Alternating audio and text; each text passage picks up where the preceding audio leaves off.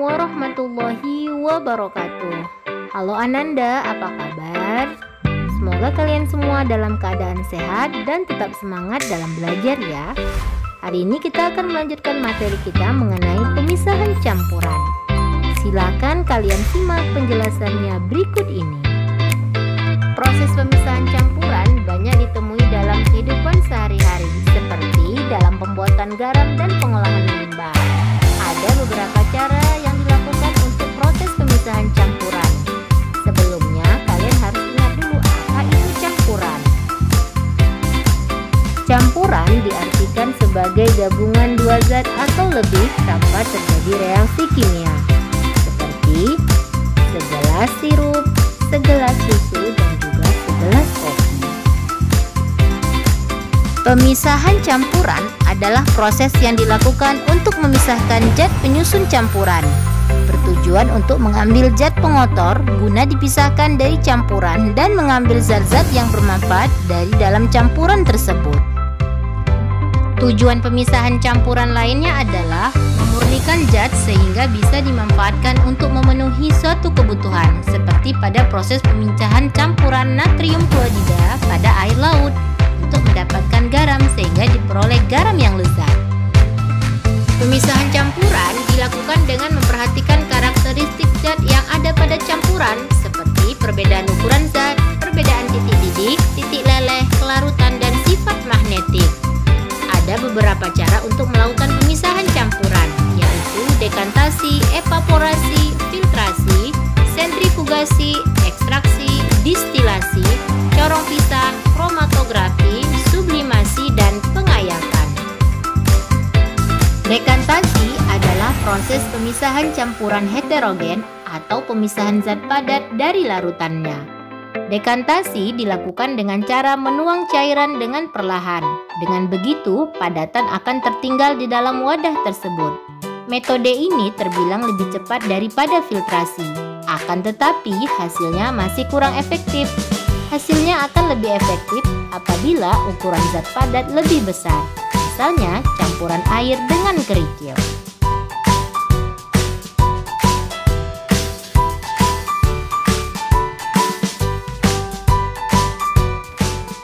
Evaporasi atau penguapan adalah pemisahan zat padat yang terlarut dari larutannya.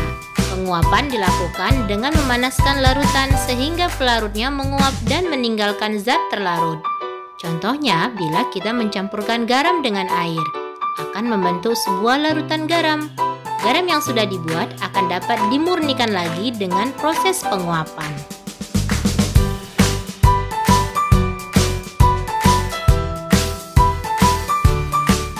Filtrasi atau penyaringan adalah proses pemisahan dari campuran heterogen yang mengandung cairan dan partikel-partikel padat dengan menggunakan media filter yang hanya meloloskan cairan dan menahan partikel-partikel padat.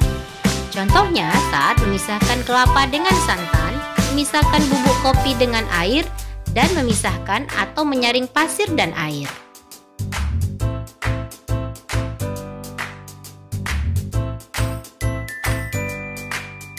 Sentrifugasi atau pemusingan adalah pemisahan zat padat dengan zat padat atau zat cair dengan zat padat yang ukuran partikelnya berbeda. Metode ini dilakukan sebagai pengganti filtrasi bila partikel padatan sangat halus serta jumlah campurannya lebih sedikit. Contoh sentrifugasi seperti pemisahan bubuk kapur dari air, pemisahan susu menjadi susu krim atau susu skim, pemisahan komponen urin dari darah dalam analisis forensik.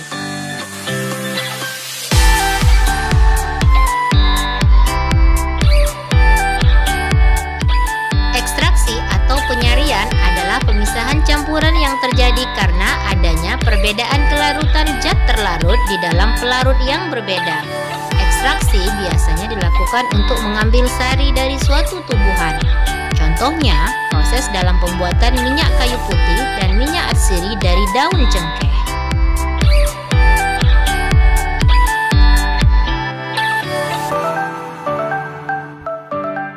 Distilasi atau penyulingan adalah pemisahan campuran yang didasarkan pada perbedaan titik didih dari masing-masing zat penyusun campuran.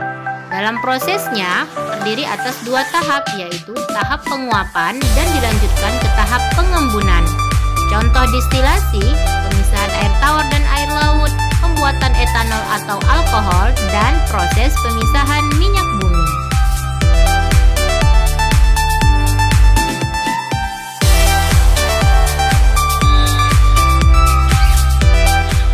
Corong pisah digunakan untuk memisahkan zat cair yang tidak memiliki daya larut.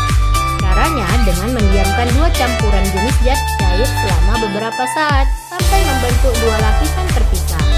Contohnya pemisahan air dan minyak.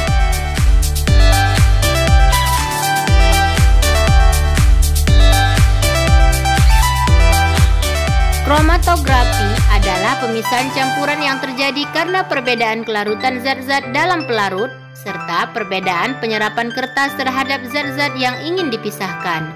Suatu zat yang lebih dahulu larut dalam pelarut serta kurang terabsorpsi pada kertas akan bergerak lebih cepat.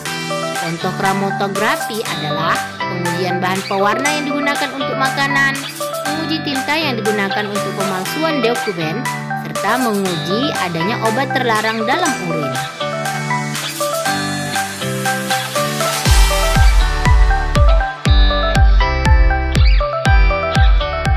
Sublimasi adalah pemisahan campuran sesama zat padat berdasarkan perubahan wujud zat. Zat padat yang menyublim bisa dipisahkan dengan campurannya dengan zat padat yang tidak bisa menyublim menggunakan metode sublimasi. Contohnya memisahkan pasir dari kapur barus.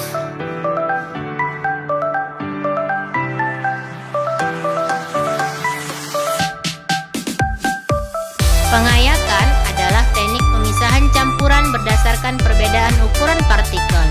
Caranya dengan menggunakan ayakan seperti yang dilakukan oleh tukang bangunan, yaitu memisahkan pasir yang berukuran lebih kecil dengan kerikil yang berukuran lebih besar.